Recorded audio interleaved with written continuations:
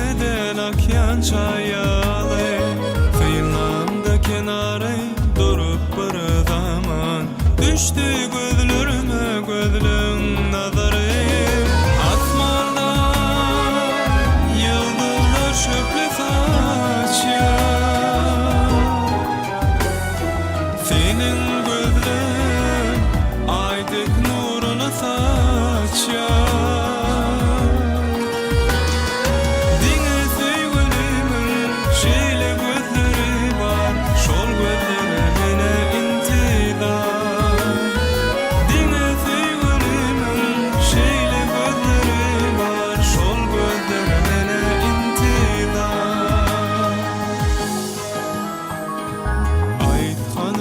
Şırda mehriban kenar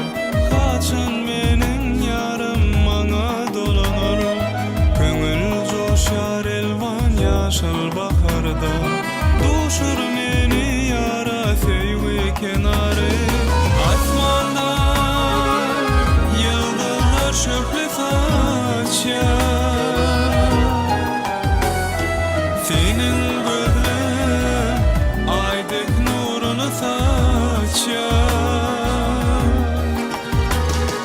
Dine sevgilimin şeyle gözleri var Şol gözleri mene intizar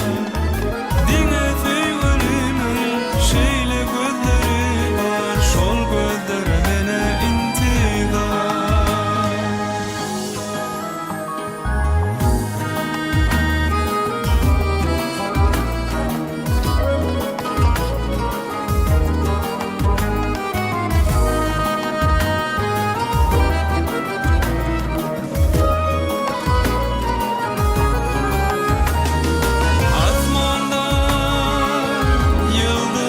şöple saçıyor Senin gözlerin aydık nurunu saçıyor Dinle sevgilimin şeyle gözleri var Şol gözleri mene intizar Dinle sevgilimin şeyle gözleri var